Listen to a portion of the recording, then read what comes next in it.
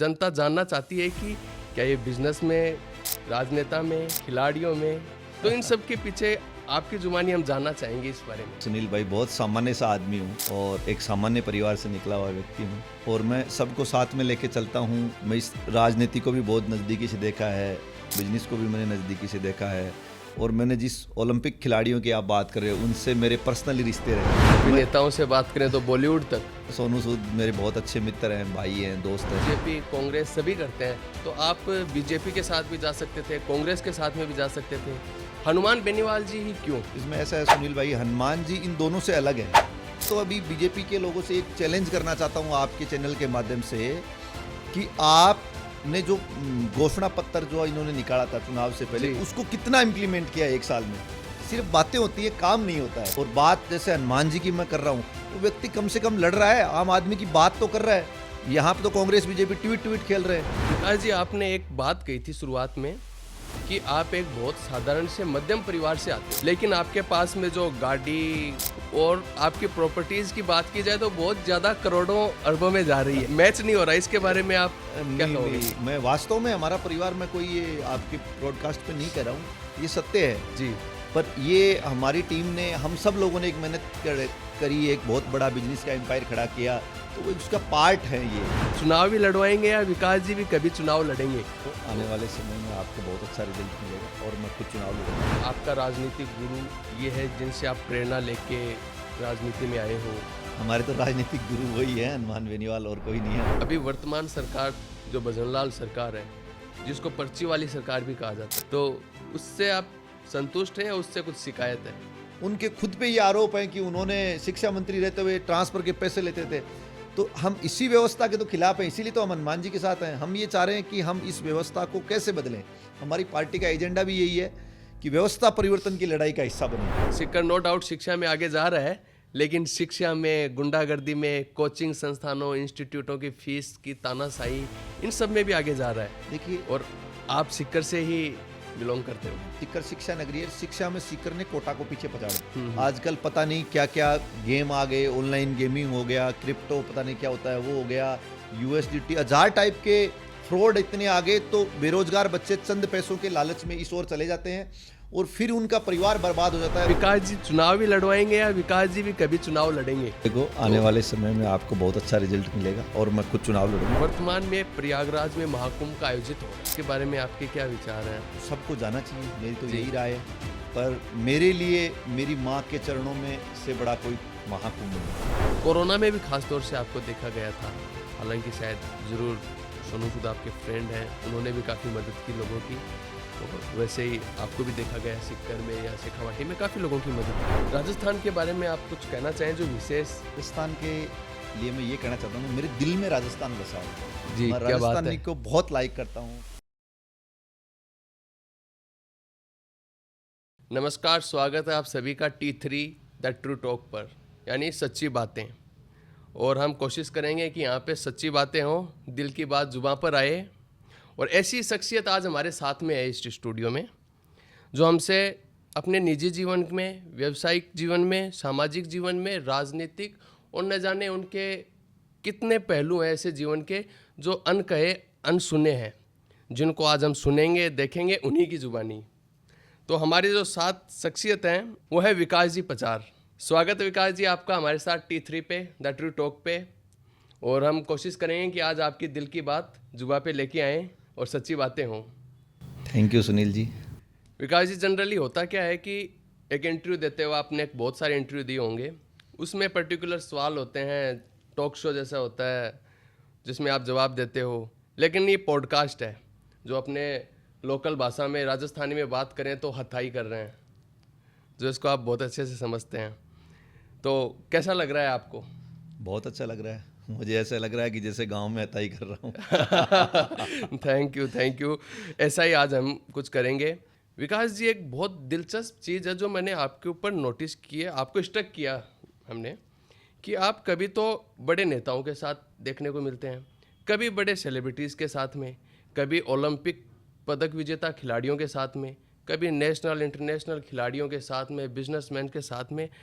असल में विकास जी, जनता जानना चाहती है कि क्या ये बिजनेस में, राजनेता में, खिलाड़ियों में, तो इन सब के पीछे आपकी जुबानी हम जानना चाहेंगे इस बारे में। इसी से मैं आज तो एक- शुरुआत करते हैं। मैं तो एक सुनील भाई बहुत सामान्य सा आदमी हूँ जी और एक सामान्य परिवार से निकला हुआ व्यक्ति हूँ। हाँ, मेरे संबंध बहुत लोगों के साथ बहुत अच्छे संबंध हैं जी और मैं सबको साथ में लेके चलता हूँ। आपने बात करी राजनेताओं की, मैं कुछ राजनेताओं को भी लाइक करता हूँ। मैं इस राजनीति को भी बहुत नज़दीकी से देखा है। मैंने बिजनेस भी छोटा सा मैं खुद करता हूँ, बिजनेस को भी मैंने नज़दीकी से देखा है। और मैंने जिस ओलंपिक खिलाड़ियों की आप बात कर रहे हो उनसे मेरे पर्सनली रिश्ते रहे हैं। तो अभिनेताओं से बात करें तो बॉलीवुड तक। हाँ, बॉलीवुड तक ये है कि सुनील भाई उन लोगों से भी मेरे बहुत अच्छे रिश्ते हैं जो बॉलीवुड तक हैं। आप चाहें तो नाम ले सकते हैं विथ योर परमिशन। नहीं, वो आपको भी पता है, सोनू सूद मेरे बहुत अच्छे मित्र हैं, भाई हैं, दोस्त हैं। उनकी अभी मूवी आई है फतेह। हाँ, फतेह मूवी जिनका आपने काफी प्रमोशन किया है। हाँ, और उनकी अच्छी मूवी है। उन्होंने अभी जो करंटली साइबर क्राइम पे वो मूवी है बोलते हैं, और बहुत अच्छी मूवी है। वो जनता को अवेयरनेस करने के लिए हमेशा काम करते रहे। तो उन जैसे सोनू सूद जैसे भाई साहब को मैं लाइक करता हूँ, उनके साथ उनका हेल्प करता हूँ जितनी भी कर सकता हूँ उतनी। तो विकास जी, एक सवाल कि आपके राजनीतिक जीवन की शुरुआत कब और कैसे हुई? जो आपने कहा कि राजनेताओं से भी आपके अच्छे संबंध हैं। देखो, राजनीतिक वैसे मैं कोई राजनीतिक आदमी नहीं हूँ। हमारे परिवार में तो कोई बड़े पदों पे कोई रहा हुआ ही नहीं है। मैं बहुत मध्यम गरीब किसान परिवार से निकला हुआ व्यक्ति हूँ। जी जी जी। तो हमारे परिवार में कोई राजनीतिक पृष्ठभूमि मेरी नहीं है। हम्म। एक्चुअली क्या है कि जब हम हमेशा वोट देते आ रहे हैं, जी कभी कांग्रेस, कभी बीजेपी, कभी ये वो, पर वही चलता आ रहा है। तो एक व्यक्ति हनुमान बेनीवाल जिसने एक विचारधारा को जन्म दिया, और उस जिसका नाम था राष्ट्रीय लोकतांत्रिक पार्टी, उससे पहले भी मैं उनको फॉलो करता रहा हूँ। यूनिवर्सिटी टाइम में भी मैंने बहुत नज़दीक से उनको देखा है। उसके बाद मैंने उनके आंदोलन देखे हैं। तो मैंने संघर्ष को देखते हुए मैंने चुना। और वो जो बात कर रहे थे कि हम ये व्यवस्था को परिवर्तन करने की बात करें, उस व्यवस्था परिवर्तन के लिए मैं हनुमान जी बेनीवाल से जुड़ा। फिर उन्होंने पार्टी बनाई, तब से उनके साथ जुड़े हुए हैं। लेकिन यही बात तो बीजेपी, कांग्रेस सभी करते हैं। तो आप बीजेपी के साथ भी जा सकते थे, कांग्रेस के साथ में भी जा सकते थे, हनुमान बेनीवाल जी ही क्यों? इसमें ऐसा है सुनील भाई, हनुमान जी इन दोनों से अलग है। जी, वो कैसे, जरा दर्शकों को बता दीजिए। देखिए, उनमें और दोनों पार्टी में बहुत ज़्यादा फर्क है। जी जी वो जनता के मुद्दों की बात करते हैं। जैसे वर्तमान राजनीति को अपन देखें, आज से 1 साल पहले कांग्रेस पार्टी की सरकार थी, जी। और कांग्रेस जिन बातों को लेके अच्छी बता रही थी, आज बीजेपी उनको बुरी बताने लग गई, कांग्रेस अच्छी बताने लग गई। ये अल्टा पल्टी का गेम है। सारी जो सरकार है वो अधिकारी चला रहे हैं, ना तो उसमें इन चेहरे बदले हैं, सिर्फ जी बैक फुट पे लोग वही हैं और वही लोग चलाने वाले हैं। आपने अशोक गहलोत जी के सरकार में जो बजट देखा था, जी। बजट बनाने वाले 5 अधिकारी थे, जी वही थे। और फिर भजनलाल जी के राज में दिया कुमारी जी के साथ आपने बजट बनाने वाले लोगों की फोटो देखी थी, वही 5 अधिकारी थे। अच्छा, वही है। वही एक आदमी चेंज हुआ, बाकी 4 लोग वही हैं। तो ये तो बहुत बड़ा फैक्ट बता रहे हैं आप। फैक्ट नहीं। इसी चीज से आज एक चीज और ट्रेंडिंग में चल रही है, जो देख रहे हैं कि कोरोना में मदद तो सभी ने की। अमिताभ बच्चन साहब ने करोड़ों की, अक्षय देवगन जी ने बहुत सारे करोड़ों की, खान फैमिलीज ने, सभी ने की। लेकिन कहते हैं कि सोनू सूद साहब का पीआर बहुत ही स्ट्रॉन्ग था, मीडिया पब्लिसिटी। इम्प्लीमेंट किया 1 साल में, सिर्फ बातें होती है, काम नहीं होता है। और यही कांग्रेस के साथ हो रहा है, यही यहाँ हो रहा है। हरियाणा में जाके आप अलग बात करते हो बीजेपी वाले, दिल्ली में जाके अलग बात करते हैं, राजस्थान में अलग बात करते हैं। इन्होंने ये कहा था, मैंने खुद देखा है मीडिया में, कि उन्होंने खुद ग्राउंड में उतर के बसों की मॉनिटरिंग कर रहे हैं। वो व्यक्ति सोया नहीं साहब, 18-18, 20-20 घंटे तक उन्होंने बसों का अरेंज कराया। जिन मजदूर पैदल रोड पे चल रहे थे उनको वहाँ से उठा के फ्लाइट से भिजवाया। उन्होंने स्पाइस जेट को हायर कर लिया। स्पाइस जेट की फ़्लाइट, उस जिन लोगों के सपने थे उनको बिहार, झारखंड, अलग अलग स्टेटों में उनको मुंबई से पहुँचाया। तो हो सकता है कि आप खुद काम करोगे तो वो दिखेगा सब। जी, अगर अमिताभ बच्चन साहब खुद काम करते तो दिखते, पर सोनू सूद ने खुद ग्राउंड में काम किया है। वो रियल हीरो है। गई, चुनाव जीत गए, आए गए, चले गए। ये पर्यटक आते हैं जैसे घूमने के लिए, वैसे घूमने चुनाव के 1.5 महीने सब लोग आए, फिर कुछ नहीं हुआ। वही गरीब आदमी पिस रहा है, मर रहा है। और बात जैसे हनुमान जी की मैं कर रहा हूँ, वो व्यक्ति कम से कम लड़ रहा है, आम आदमी की बात तो कर रहा है। यहाँ पे तो कांग्रेस बीजेपी ट्वीट खेल रहे हैं। ट्वीट से बाहर निकलना पड़ेगा, आंदोलन करना पड़ेगा। मैं तो अभी भी कह रहा हूँ कि आप किस बीजेपी के नेताओं ने कितने बड़े बड़े आंदोलन किए, मुझे ये बता दो। तो वो क्या है कि सॉफ्ट राजनीति करते हैं। जी, आपने कहा कि बीजेपी कांग्रेस वाले बदल जाते हैं। तो आपकी आरएलपी पिछली बार जो लोकसभा का चुनाव लड़ी थी वो बीजेपी के साथ गठबंधन में था, बिल्कुल और उसके बाद में आप अलग भी हो गए। बिल्कुल सही इस कहा बार आपने इंडिया गठबंधन के साथ में चुनाव लड़ा, जी। और अब हालात ऐसे हो रहे हैं कि अलग होना पड़ रहा है, क्योंकि दिल्ली में देख रहे हैं कि हनुमान बेनीवाल जी जो है आम आदमी पार्टी के सपोर्ट में समर्थन कर रहे हैं, वहाँ बिल्कुल पे सुनील भाई, कैंपेनिंग कर रहे हैं। आपने बहुत अच्छा सवाल किया, क्योंकि लोगों को भी इस बात का भरम है। ये सवाल आपने बहुत अच्छा किया जी। 2019 में परिस्थितियां ये बनी कि 2000 जितनी जरूरत, राजस्थान में किसानों का सच्चा साथी कौन है? हनुमान बेनीवाल, इतनी हनुमान जी को थी जितनी उनको थी। अलायंस में चुनाव लड़े, उनकी बदौलत आपने देखा 25 की 25 सीट जीत के आए बीजेपी वाले, क्योंकि हमारा हर लोकसभा में, हर विधानसभा में वोट बैंक है।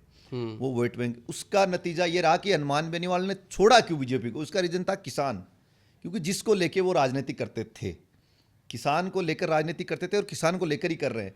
किसान आंदोलन के समय राजस्थान में कोई बड़ा मूवमेंट नहीं हुआ, बड़ा मूवमेंट करने वाला नेता तो हनुमान बेनीवाल आप ही ये था। कहना चाह रहे हैं कि हनुमान जी इस बार बीजेपी के साथ नहीं थे, इस वजह से वो 10 से 13 सीटें हारे? वो आपके सामने है सर। 2024 में जो आप बात कर रहे हो, 2024 में जब हमारा इंडिया अलायंस के साथ गठबंधन हुआ, क्योंकि भारतीय जनता पार्टी की बहुत सी नीतियां थी जिनके साथ आम जनता सहमत नहीं थी, हमारी पार्टी सहमत नहीं थी, हमारे नेता सहमत नहीं थे।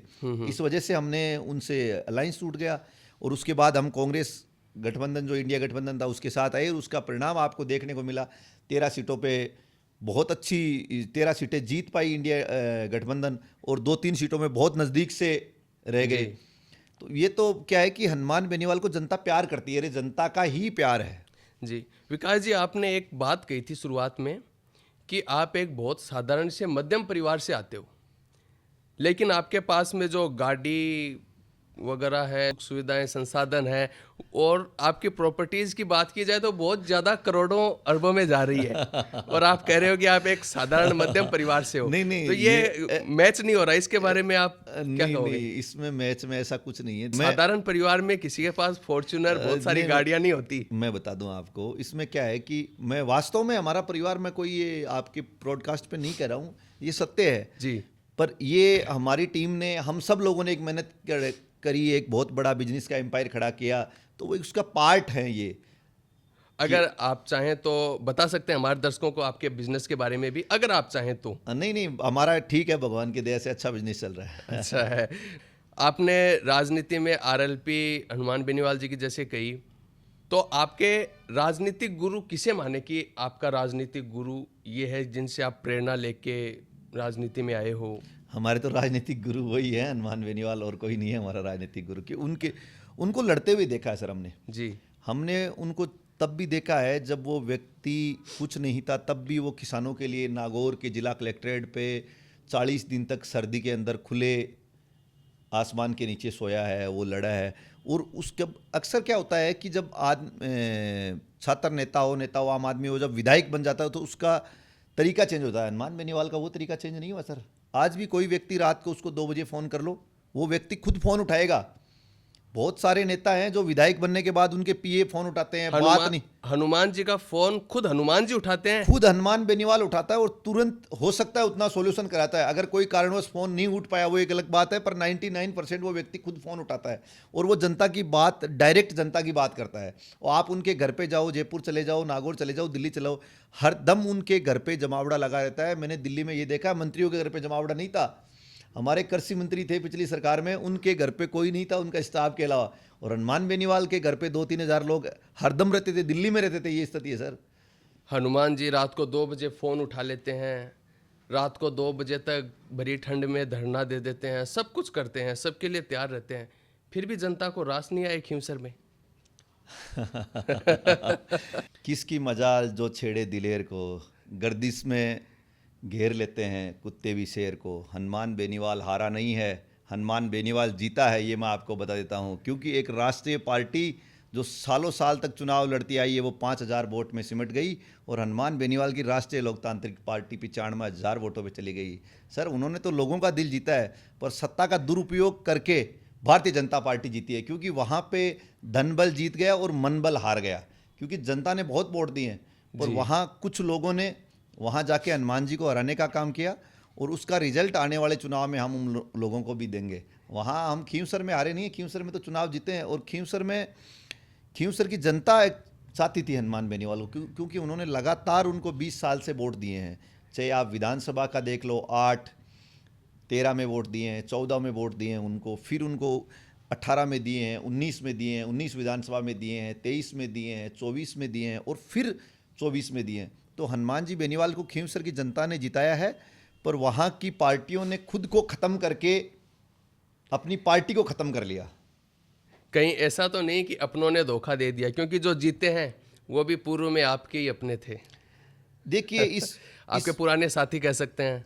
गद्दार हर जगह होते हैं जी। गद्दार हर जगह होते हैं, हर फील्ड में होते हैं।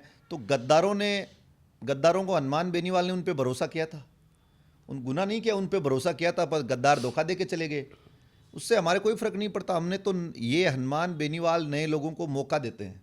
आप हनुमान बेनीवाल के मंच पे देखो तो एक बहुत बड़ी लंबी लिस्ट है जो नए नेताओं को बनाने का काम हनुमान बेनीवाल ने किया, और उसकी लिस्ट का एक नाम मैं भी हूँ। जी। अब सामने वाला धोखा दे रहा है, उसमें हनुमान बेनीवाल की कोई गलती नहीं है। जी, आपने कहा कि गद्दार, इससे एक चीज़ और है कि ना सिर्फ खींवसर में बहुत सारे ऐसे नेता हैं जो हाल ही में आरएलपी को छोड़ के अन्य पार्टियों के साथ चुनाव लड़े, और ना सिर्फ लड़े बल्कि जीते भी हैं। वो कोई सांसद तक बना है, कोई एमएलए भी बना है, और आपके शेखावाटी के भी आपके कुछ साथी हैं पुराने जो अभी छोड़े हुए हैं। नहीं, बहुत सारे लोग होते हैं, उनकी मन की लालसा होती है, आगे बढ़ने का विचार होता है, उनको थोड़ा सा लालच मिल जाता है।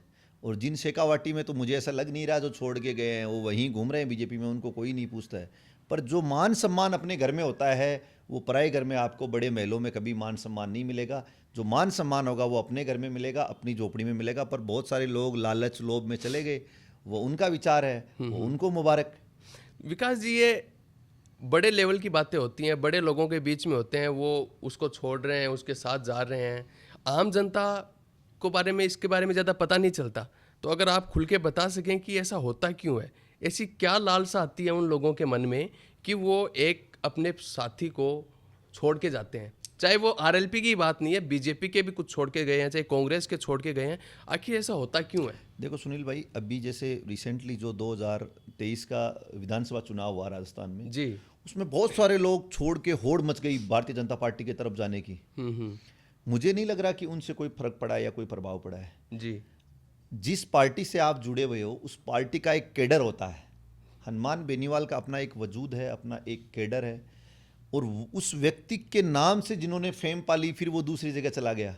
जी। हनुमान बेनीवाल के नाम पे आपने फेम पाई, आपके खुद का चेहरा थोड़ी है। जी। हमारे शेखावाटी में बहुत से लोग थे जो हनुमान बेनीवाल के नाम से उनको फेम मिल रही थी, फिर वो भागे, अभी कुछ नहीं पिला, ऐसे ही गलियों में घूम रहे। तो बहुत लोग घूमते हैं, उनसे कोई फर्क नहीं पड़ता। देखो, खुद की लालसा होती है, ये लालच होता है आदमी का। जी। कि भाई मैं उस पार्टी में चला जाऊं, ये बन जाऊं, वो बन जाऊं। जी। मुझे कोई नहीं लग रहा ज़्यादा फर्क पड़ने वाला इससे। लोग नेता को पसंद करते हैं। जी। तो हमारे हनुमान जी को पसंद करते हैं, वो लड़ने वाला व्यक्ति है। तो विकास जी, अभी वर्तमान सरकार जो भजनलाल सरकार है, जिसको पर्ची वाली सरकार भी कहा जाता है, काफ़ी लोगों का ऐसा कहना है, ये हमारी तरफ से नहीं बोल रहे हैं हम तो उससे आप संतुष्ट हैं या उससे कुछ शिकायत है? सर, हम संतुष्ट तो मैं क्या, पूरी राजस्थान की जनता ही नहीं है असंतुष्ट है। डेवलपमेंट तो काफ़ी कुछ हो रहा है, काफ़ी रोजगार, इन सब के बारे में आपके कुछ राय हो, कुछ शिकायतें हो? इसमें राजस्थान की मौजूदा सरकार अप्रोक्स 13 महीने पूरे कर चुकी है जी, पर उसका एकदम जीरो रिजल्ट है। आप जिस रोजगार और जिस इन्वेस्ट की बात कर रहे हैं, उन्होंने बिजनेस मीट किया, रोजगार के लिए उन्होंने कहा, कुछ नहीं हुआ, जीरो जीरो। अभी तक एक भर्ती नहीं निकली, पेपर कराने में वो सक्षम नहीं है, पेपर लीक हो रहे हैं, राजस्थान की सरकार रोजगार नहीं दे पा रही है। उसके अलावा इन्होंने जो एक बड़ा बिजनेस इवेंट अभी जो पिछले दिनों हुआ, उसके अंदर आम आदमी और जनता की गाड़ी कमाई का पैसा खर्च किया गया, गाड़ी कमाई का पैसा खर्च किया गया, पर उसके अंदर अभी तक मुझे नहीं लग रहा कि कुछ राजस्थान को मिला है। अभी तक सिर्फ बातें हो रही हैं, हवाई बातें चल रही हैं। मोदी जी आ गए, यमुना समझौते की बात कर रहे हैं, किस जिलों को कितना पानी मिलेगा, अभी कुछ बातें नहीं है, सिर्फ बातें हो रही हैं। और जिसकी आप बात कर रहे हो कि जिन्होंने पर्ची सरकार करे हैं, वो पर्ची सरकार वाले तो खुद उनको जनता ने नकारा आज से 1-1.5 साल पहले। उन्होंने भी कुछ नहीं किया। उनके तो कार्यकाल में ऐसे रिकॉर्ड रहे कि अनगिनत बार पेपर लीक हुए जी। उनके खुद पे ये आरोप है कि उन्होंने शिक्षा मंत्री रहते हुए ट्रांसफर के पैसे लेते थे। तो हम इसी व्यवस्था के तो खिलाफ हैं, इसीलिए तो हम हनुमान जी के साथ हैं। हम ये चाह रहे हैं कि हम इस व्यवस्था को कैसे बदलें। हमारी पार्टी का एजेंडा भी यही है कि व्यवस्था परिवर्तन की लड़ाई का हिस्सा बने। जी। हम खुद भी यही कहते हैं कि व्यवस्था परिवर्तन, इसीलिए हम कांग्रेस और बीजेपी को अलग से हम कुछ करना चाह रहे हैं, उसी के लिए संघर्ष चल रहा है और हम आगे भी आने वाले समय में आपको इसका देखने को मिलेगा रिजल्ट। बेरोजगारी के बारे में आपने जैसे अभी कहा, तो आप क्या सोचते हैं कि बेरोजगारी दर अभी किस चरम सीमा पर है? सर, बेरोजगारी दर चरम सीमा पर है। उसके नुकसान ये है कि सबसे बड़ा नशे का कारोबार हो रहा है राजस्थान में। राजस्थान एक बॉर्डर स्टेट है जी। जो अंतर्राष्ट्रीय हमारा पाकिस्तान बॉर्डर है, उससे भी तस्करियां हो रही हैं, यहाँ लोकल तस्कर भी घूम रहे हैं, जी। एमपी से भी हो रही है। उसका नुकसान ये है कि बहुत से परिवारों को मैंने ये देखा है कि उनके घर बर्बाद होते देखे हुए हैं। एमडी, स्मैक, पता नहीं क्या क्या, मैं तो नाम भी नहीं जानता, ऐसे नशे यहाँ फैल गए हैं और छोटे छोटे बच्चों को इनकी लत पड़ गई। गंगानगर, हनुमानगढ़, बीकानेर, जोधपुर और ये जो जालोर, साचौर, ये बेल्ट है, इसमें तो बहुत बुरी हालात है, भयावह हालात हैं और बेरोजगारी चरम सीमा पर है। और बच्चे कुछ चंद लालच में इस नशे की ओर मुड़ जाते हैं। आपने सिक्कर का जिक्र नहीं किया, क्योंकि सिक्कर भी इसमें और अग्रसर हो रहा है। सिक्कर नो डाउट शिक्षा में आगे जा रहा है, लेकिन शिक्षा में, गुंडागर्दी में, कोचिंग संस्थानों, इंस्टीट्यूटों की फीस की तानाशाही, इन सब में भी आगे जा रहा है। देखिए, और आप सिक्कर से ही बिलोंग करते हो। आपने बहुत अच्छी बात कही कि सिक्कर शिक्षा नगरी है जी। इसमें कोई विचार करने का या बात करने का कोई, सिक्कर शिक्षा नगरी है। शिक्षा में सिक्कर ने कोटा को पीछे पछाड़ दिया। जी। अब आपने कहा नशे की बात, तो इसमें भी सरकार दोषी है। जी। क्यों है? क्योंकि एक तो उनका इंटेलिजेंस फेलियर है, क्योंकि उनको पता नहीं चलता क्या हो रहा है। दूसरा ये है कि अगर युवाओं को रोजगार मिलेगा, आजकल पता नहीं क्या क्या गेम आ गए, ऑनलाइन गेमिंग हो गया, क्रिप्टो पता नहीं क्या होता है वो हो गया, यूएसडीटी, 1000 टाइप के फ्रॉड इतने आ गए, तो बेरोजगार बच्चे चंद पैसों के लालच में इस ओर चले जाते हैं और फिर उनका परिवार बर्बाद हो जाता है। उनके, मेरे पास ऐसे ऐसे लोग भी आते हैं कि हमारे बच्चे कुछ चंद पैसों के लालच में, 2, 5, 10, 20 हज़ार के लालच में करोड़ों के पैसे का लेन देन कर लेते हैं। फिर वो लेन देन अदर स्टेटों की पुलिस आती है और उन पर मुकदमे दर्ज हो जाते हैं और उनके परिवार अपने बेटे को बचाने के लिए जमीनें तक भेज देते हैं। तो ये एक बहुत मतलब भयावह स्थिति है। और तो मैं तो सरकार से ये गुजारिश करूंगा कि आप इन पे बड़ा गौर करिए और इसको खत्म करनी, ये जो चीजें हैं इनको कंट्रोल करने के लिए इसी का काम सरकार, आप और हम थोड़ी कर सकते हैं। आपको नहीं लगता इसके लिए एक विशेष अभियान की जरूरत है, या फिर एक कॉलर ट्यून बना देना ही काफी है? क्योंकि आज हम कॉल करके देखते हैं कि साइबर फ्रॉड हो रहे हैं, कॉलर ट्यून से साइबर फ्रॉड थोड़ी रुकेंगे। साहब देखो, भारतीय जनता पार्टी केंद्र में और स्टेट में सत्ता में है जी, इनका काम है सिर्फ मुद्दों को गौण करना। जी। अगर समझदार आदमी देखता है कि विधानसभा चली कितने दिन में, जनता को क्या मिला, सिर्फ आरोप प्रत्यारोप चलते हैं, एक नया मुद्दा ले आते हैं, पीछे की मुद्दे की बात गुम हो जाती है। यही लोकसभा में होता है, यही विधानसभा में होता है। जिस कॉलर ट्यून की आप बात करें, बस कॉलर ट्यून ही चल रही है, धरातल पे काम नहीं हो रहा। अरे भाई साहब, कॉलर ट्यून के अलावा धरातल पे काम करने के लिए बहुत सारे ऑप्शन हैं, पर धरातल पे सिर्फ काम नहीं हो रहा। मैं ये कह रहा हूँ कि इसकी जड़ कहाँ से चल रही है, उनको आप गिरफ्तार करो। आप छोटे छोटे जो प्यादे हैं उनको पकड़ रहे हो, आप राजा और मोहरा कहाँ पड़ा है उनको पकड़ो, पर वो तो पुलिस से और सरकार से मिले हुए हैं, उनसे सरकार को चंदा जाता है। हर एक छोटे से बात पे नेता का फोन आ जाता है। जो नशे की तस्करी करने वाले हैं उनको बीजेपी के लोग शरण दे रहे हैं। ये अमर शेखावत के बहुत हालात खराब हैं, आप सही कह रहे हो। पर अगर रोजगार दे दिया जाए तो उन्हीं बच्चों को आप मुख्य धारा में ला सकते हो। हनुमान जी की एक क्लिप देखी थी जिसमें उन्होंने कहा था कि इन सब से अपने बच्चों को बचाइए, पर अभी तक एक कोई विशेष अभियान देखने को मिला नहीं है, न सिर्फ शेखावत में बल्कि पूरे राजस्थान में। सर देखो, ये पूरे राजस्थान में है और हम तो सब लोग प्रयास करते हैं। हनुमान जी और उनकी पूरी टीम इसी लक्ष्य है कि ज़्यादा से ज़्यादा बच्चों को रोजगार की तरफ कैसे मोड़ा जाए, नशे की तरफ जो बच्चे जा रहे हैं उनको कैसे मुख्य धारा की तरफ विपरीत किया जाए।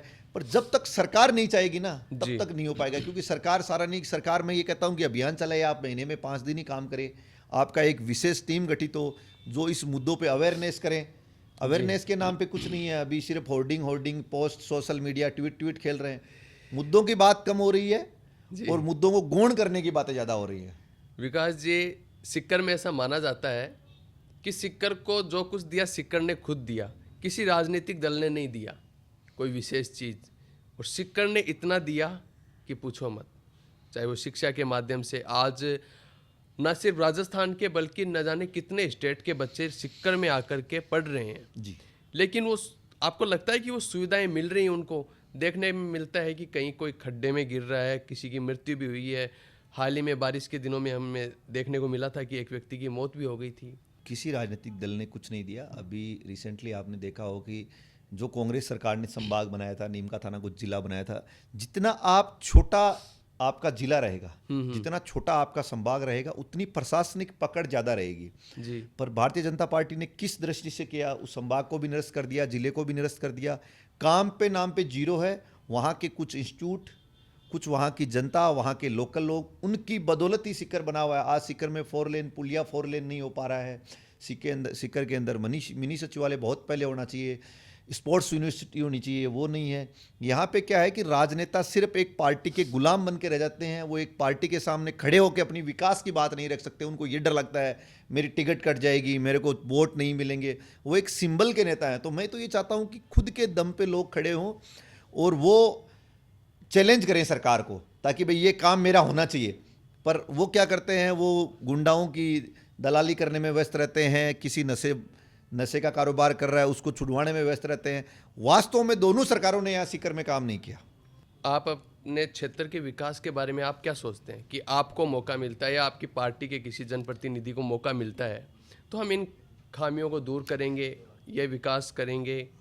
आपका तो नाम ही विकास है तो आप कौन सा ऐसा विशेष है जो आप वो विकास करेंगे सीकर में? देखिए सर, जब चुनाव होंगे तब हम हमारे मुद्दे और हमारा मैनिफेस्टो जारी करेंगे, वो तब की बातें हैं। पर हम इन दोनों से अलग करेंगे। इन दोनों पार्टियों के जो नेता कर रहे हैं, हमारी पार्टी इन दोनों से हटकर है, तो हम इन दोनों से अलग करेंगे और उसका रिजल्ट आम जनता को देखने को मिलेगा। जिन मुद्दों को लेके आपको शिकायत है, आप उन सभी शिकायतों को दूर करेंगे? हर आदमी की शिकायत है, वही दूर करना एक जनप्रतिनिधि का काम है। आजकल क्या होता है, कोई विधायक बन जाता है, वो ऐसो आराम में लग जाता है। अरे भाई, आपने जनता की सेवा करने के लिए जनता का सेवक चुना है जी। आज जनता का सेवक तो नेताजी को टाइम नहीं है। आप 9 बजे बाद आ नहीं सकते, 8 बजे आपके दरवाजे बंद हो जाते हैं। आप सुबह 9 बजे बाद आओ, शाम को 7 बजे बाद नेताजी फार्म हाउस पे चले जाते हैं। ऐसी शिकायतें हैं। फिर द्वेषतापूर्ण कार्रवाई आज के टाइम पे ज़्यादा हो रही है। सीकर में मैं आपको बताऊं, हर विभाग में 80% ट्रांसफ़र हो गए जी। और जो आदमी एक पार्टी का गुलाम बन के रह गया उसको वहाँ सीकर में रख दिया, बाकी को ट्रांसफ़र कर दिया। अरे भाई, आप काम की बात करोगे, आप द्वेषतापूर्ण कार्रवाई क्यों कर रहे हो? हर जगह ये हो रहा है, हर विभाग में ये हो रहा है। द्वेषतापूर्ण कार्रवाई हो रही है लोगों पे, टैक्स के नाम पे हर बात पे टैक्स है। यहाँ तक खाने के आटे पे टैक्स कर दिया निर्मला सीतारमण जी ने।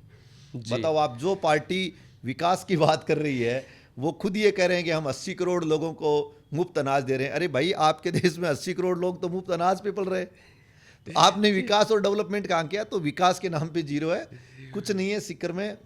हाँ, ये है कि यहाँ की जनता ने अपने आप और यहाँ के कुछ इंस्टीट्यूट ने बहुत मेहनत करके यहाँ के लोगों को रोजगार दिया है, उसको शिक्षा नगरी स्थापित किया है। सरकार का मुझे कोई ज़्यादा नज़र नहीं आ रहा कि सरकार ने ज़्यादा काम किया है। सिर्फ घोषणाएं होती हैं, दूसरी सरकार निरस्त कर देती है। सीकर में आपने बताया और अन्य जगह पे भी, लेकिन इसी चीज़ से मेरे को एक बहुत चीज़ जो है ध्यान में आई और मेरे बहुत पहले से एक मन में हिचक थी कि आप लोगों को चुनाव लड़वाते हो।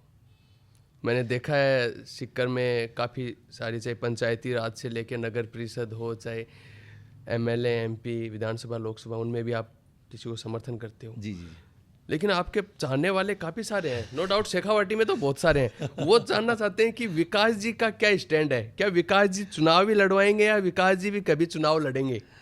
और ये सवाल इसलिए भी अभी जायज़ है क्योंकि आने वाले कुछ महीनों में अभी पंचायती राज के इलेक्शन है राजस्थान में। देखो, आने वाले समय में आपको बहुत अच्छा रिजल्ट मिलेगा और मैं खुद चुनाव लड़ूंगा। आने वाले समय में आपको सब बातें बड़े धमाके के साथ दिखाएंगे। आने वाले समय में विकास जी पचार खुद चुनाव लड़ेंगे, पर वो आने वाले समय ही बताएगा।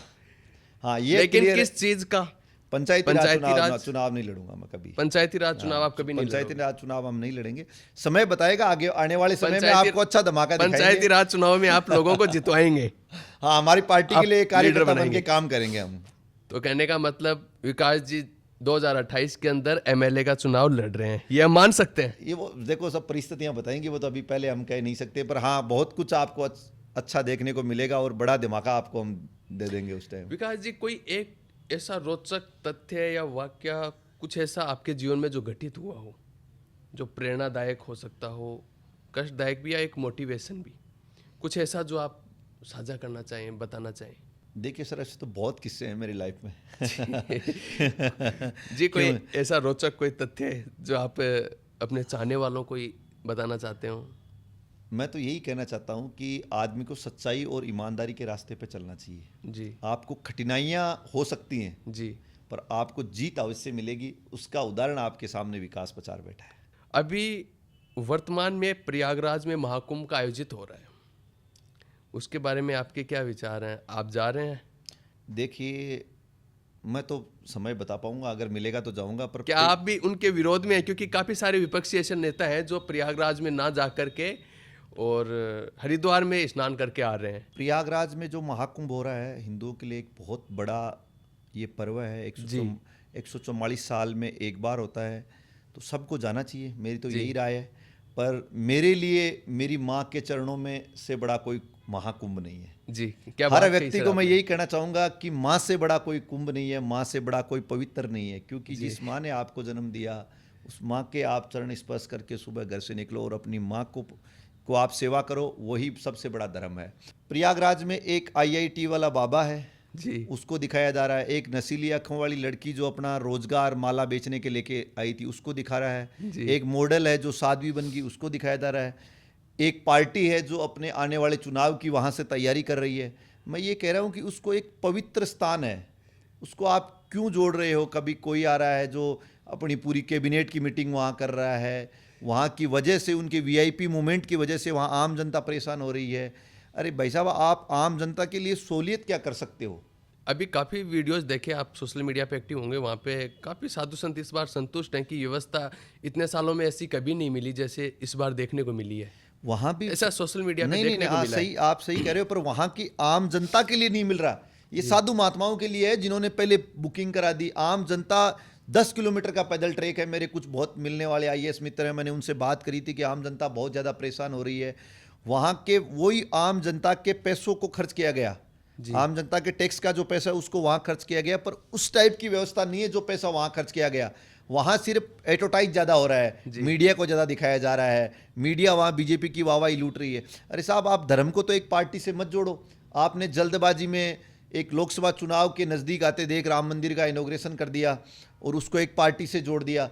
अरे मैं तो यही कहना चाहता हूँ कि आप कुंभ में आम आदमी जाए, अच्छी बात है, हम धर्म पे ये नहीं कहना चाहेंगे, पर जो मेन असली कुंभ है वो अपनी माँ के चरण है, जिससे बड़ा कोई कुंभ नहीं है। तो विकास जी, आप युवाओं की अभी बेरोजगारी की तादाद बहुत ज़्यादा हो चुकी है और उसमें कई बार बेरोजगार युवा परेशान होकर कुछ गलत कदम भी उठा लेते हैं, जैसे आपने अभी का जिक्र किया था, जो ऐसे केसेस आपके पास आते हैं। आप उनको क्या संदेश देना चाहते हैं? क्या ऐसा इंस्पिरेशन, क्योंकि आप एक सफल बिजनेसमैन भी हैं, एक यंग पॉलिटिशियंस भी हैं और काफ़ी अन्य अन्य विषयों का आपको तजुर्बा भी है, तो आप उनको कुछ सही मार्गदर्शन कर सकें, ख़ास तौर से शेखावाटी का, क्योंकि शेखावाटी जिस चीज़ से जाना जाता था, आर्मी वगैरह की जिनकी तैयारी के लिए बच्चे खूब मेहनत करते थे, अब वो चीज़ कहीं ना कहीं कम हो गई है, आपको ही पता है। देखो सुनील जी, मैं ये कहना चाहता हूँ कि जो हमारे युवा साथी हैं, जी सर, युवाओं को ये कह रहा हूँ कि अपना खुद का टैलेंट आप उभारो। क्योंकि आज के टाइम पे क्या होता है कि कोई भी बच्चा जब घर बैठा है, बच्चे को कोई मेहमान आता है, पूछता है बेटा क्या करना है, तब बच्चा नहीं बोल पाता है, उससे पहले उसकी माँ बोल देती है डॉक्टर बनेगा, उनके पिताजी बोल देते हैं इंजीनियर बनेगा। तो मैं बच्चों को ये कहना चाहता हूँ, आप खुद क्या करना चाहते हो? सबसे पहले तो अपना खुद का टैलेंट है वो अपने माता पिता को बताओ, और आप जो करना चाह रहे हो उसको मेहनत और लगन से करो, आपको सफलता जरूर मिलेगी। दूसरा, आज के टाइम में युवा क्या है कि कुछ शॉर्ट टाइम में ज़्यादा कमाना चाहते हैं। सोशल मीडिया, रील, चमक धमक, गाड़ी घोड़े, इसके चक्कर में मत फंसो आप। और रियल लाइफ में बहुत फर्क है। युवाओं से ये निवेदन करना चाहता हूँ कि एक तो आप ज़्यादा से ज़्यादा नशे की प्रवृत्ति से दूर रहो, क्योंकि नशा समाज को खोखला करता है, नशा व्यक्ति को खोखला करता है, नशा एक परिवार को खोखला करता है। तो नशा सबसे बड़ी घातक चीज़ है। नशे से दूर रहने के लिए मैं युवाओं से निवेदन करूंगा। दूसरा, मैं ये करूंगा, अपना लक्ष्य तय करो और उसी लक्ष्य पे चलो, आपको सफलता जरूर मिलेगी। इसलिए दूसरा, ये जो आजकल ये ट्रेंडिंग गेम, ऑनलाइन फ्रॉड के जो मामले चल रहे हैं, इनमें क्या युवाओं को चंद पैसों का लालच दिया था, तो इनसे बहुत दूर रहो आप। क्योंकि जो आपको फ़ायदा दिखाया जा रहा है वो फ़ायदा होता नहीं है, वो सिर्फ दिखाया जाता है, और उसके लालच में आप फंसोगे और आपके परिवार के लोग परेशान होंगे। युवाओं को और युवाओं के माता पिताओं से भी मैं ये कहना चाहता हूँ कि जी जो गार्जियन अपने बच्चे को छोड़ के जाते हैं, शेखावाटी हमारा शिक्षा नगरी के नाम से सीकर जाना जाता है, तो उन बच्चों को आप संभाले। ये नहीं कि बच्चा कह रहा है कि मैं क्लास में हूँ और कहीं पार्क में बैठा हो। वो बच्चों को जब तक गार्जियन का भय नहीं रहेगा तब तक बच्चे आगे नहीं पढ़ पाएंगे। और आजकल के युवा क्या है कि रील बनाने के चक्कर में, सोशल मीडिया पे हीरो बनने के चक्कर में अपनी लाइफ को बर्बाद कर लेते हैं। हेवी स्पीड में बाइक चलाते हैं, हेवी स्पीड में गाड़ियां चलाते हैं। सबसे बड़ा दुर्घटना आजकल के 23-23, 24-24 साल के युवा हो रहे हैं, जो पिछले 2-3 दिनों में केस हुए हैं। मैं हृदय विदारक केस है वो, मैं देख नहीं सकता, मेरी आंखों में पानी आ जाता है जब उनके माता पिताओं से मैं मिलता हूँ। वो बच्चे जब अपनी स्पीड में बाइक चलाते हैं तो वो स्पीड उनकी मौत के मुंह में ले जाती है। तो मैं तो यही कहना चाहूँगा कि अगर आपको अपनी ताकत दिखानी है तो ताकत आप दिखाओ, कि ये खेल की तरफ आप ज़्यादा से ज़्यादा रुझान करो। मेरे से जो हेल्प होगी मैं सबकी करूँगा। आप शिक्षा में जाओ, आप बिजनेस में जाओ, आप अपने व्यवसाय में जाओ। और सबसे बड़ा व्यवसाय तो एग्रीकल्चर है, खेती है। आजकल के बच्चों को शर्म आने लग गई खेती की तरफ जाने में, कि नहीं यार खेत बढ़िया नहीं है, मेरे पिताजी करते थे। आजकल क्या टेक्निकल खेती हो गई, तो टेक्निकल खेती की तरफ आप बढ़ो, ना कि आप टेक्निकल चीज़ों की तरफ जाओ। तो आजकल के युवाओं से मैं तो यही कहना चाहूँगा कि नशे की प्रवृत्ति से दूर रहो। और ये जो बाइक स्टंटबाजी है, व्हीकल धीरे चलाओ, हेलमेट पहनो, सीट बेल्ट पहनो। और दूसरा ये है कि आप ये जो फ्रॉड वाले गेम, फ्रॉड, ऑनलाइन पैकेज, इनकी से दूर रह के और अपने लक्ष्य को हासिल करो। और जिस किसी को आप आइडियल मानते हो उस आइडियल को फॉलो करो। आइडियल अगर आपको मानना है तो आजकल एक गैंगस्टरों को आइडियल मानते हैं जी। कोई सोशल, किसी जेल से बाहर है। पहले के ज़माने में साहब क्या होता था, किसी के घर में, गांव में नॉर्मली पुलिस आ जाती थी जी, तो लोग डर जाते थे क्या हो गया। और आज के टाइम पे क्या हो रहा है कि गैंगस्टर जेल से निकल रहा है तो 20 गाड़ियां, चमक धमक, लोग शुभकामनाएं दे रहे हैं सोशल मीडिया पे कि भाई भाई की जमानत हो गई। तो इस चीज़ों से आपको दूर रहना पड़ेगा। इन चीज़ों में आप, ये बहुत बड़ा दलदल है जो आज आपको दिखाई नहीं दे रहा है, और उसमें अहम रोल एक सोशल मीडिया का भी है। तो मेरा युवाओं से ये निवेदन है कि इन सारी चीज़ों से दूर रहो और अपने लक्ष्य पे टारगेट करो। कुछ ऐसे लोग जो आपको आइडियल मानते हैं, जिनकी आप मदद कर सकें, वो आपसे कैसे संपर्क करें, कैसे आपके पास आए, जिनको उनका मार्गदर्शन हो सके कि उन्हें जीवन में इस प्रकार से। हालांकि मैं तो बहुत एक सामान्य सा व्यक्ति हूँ, पर जो भी मुझे आइडियल मानते हैं, दिल से जो चाहते हैं, उन सोशल मीडिया के बहुत सारे प्लेटफॉर्म हैं। सब लोग, मैं सीकर में इजी गोइंग मिल जाता हूँ, मेरे मोबाइल नंबर भी हैं, उन पे भी वो मेरे से संपर्क कर सकते। जो मेरे से हेल्प होगी मैं करता हूँ। और मैं आपको एक आंकड़ा भी दे देता हूँ कि 2015 से लेके अभी 25 आ गया है, मैं हर साल नए युवाओं को रोजगार देता हूँ जो मेरे बिजनेस है उनमें।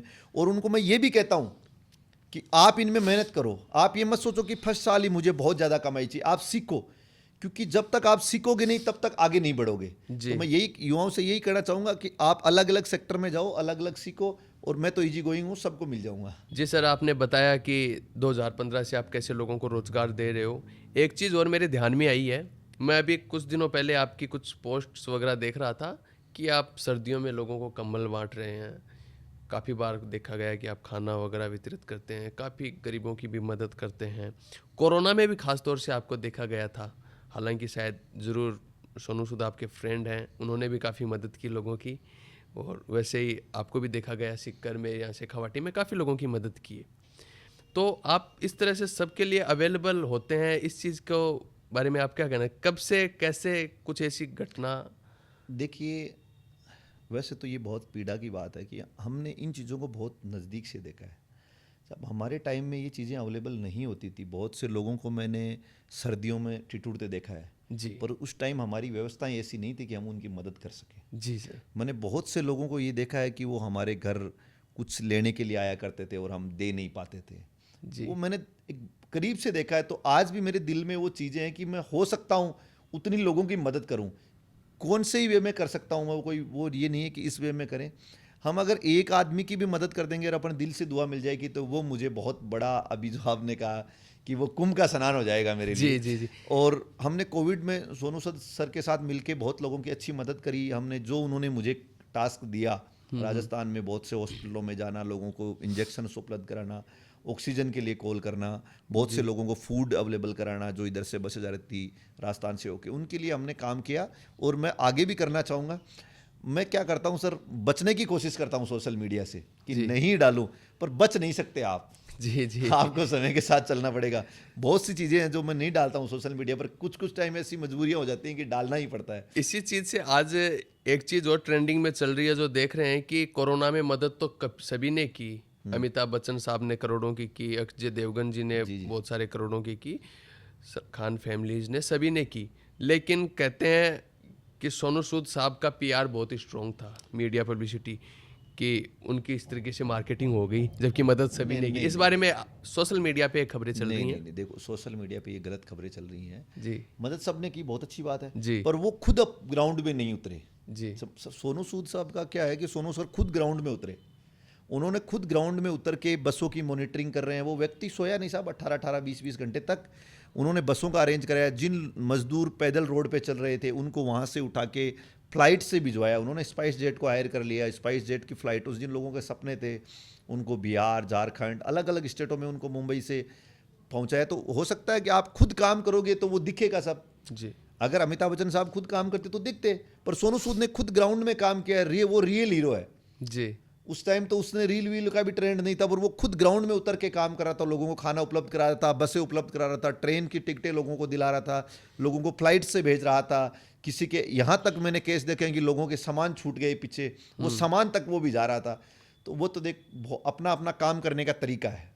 सोनू सूद साहब से आप मिले, कुछ ऐसी यादगार पल, कोई चीज़ बता सकते हो दर्शकों से, जब आपकी मुलाकात हुई, कब, कैसे, पहली मुलाकात आपकी कब हुई? मेरी बहुत पहले एक मेरे मित्र थे, उन्होंने मुझे उनसे मिलाया था। जी फिर मैं कोविड में उनसे खूब, उन्होंने मेरे पास कॉल वगैरह आए। उन्होंने मुझे यहाँ की, मैंने लोकल उनकी जो उनकी मैं बहुत छोटी सी हेल्प कर सकता था वो मैंने करी। जी फिर मैं उनसे बॉम्बे भी जाके मिला। फिर उनके साथ मैं 10 दिन पंजाब, उनकी सिस्टर चुनाव लड़ रही थी, तब भी उनके साथ रहा। तब उसने मुझे कहा, यार विकास, आपने मुझे 10 दिन दिए हैं, आने वाले समय में मैं भी आपसे ज़रूर आऊँगा, आपके घर आऊँगा, माता जी से मिलूँगा। वो आए, घर मिले, अपने भाई हैं। सिक्कर आए आपके घर हाँ, पे? मेरे घर आए। उनकी बहन कांग्रेस से चुनाव लड़ रही थी मोगा से, जी आप उनके प्रचार में गए। जी वो कभी कभी ऐसा नहीं लगता कि आप अपने निजी परिचितों के चुनाव प्रचार के लिए जाते हो, किसी राजनीतिक दल से हैं आप, किसी और राजनीतिक दल से हो? नहीं, देखिए, एक तो पंजाब और राजस्थान अलग अलग प्रांत हैं। जी पंजाब की परिस्थितियाँ अलग हैं। वहाँ ये मैं एज ए वहाँ प्रचार करने के लिए नहीं गया था। वहाँ भाई रिश्ते निभाने गए थे। रिश्ते निभाने गए था। हमें वहाँ कोई लोग जानते भी नहीं ज़्यादा।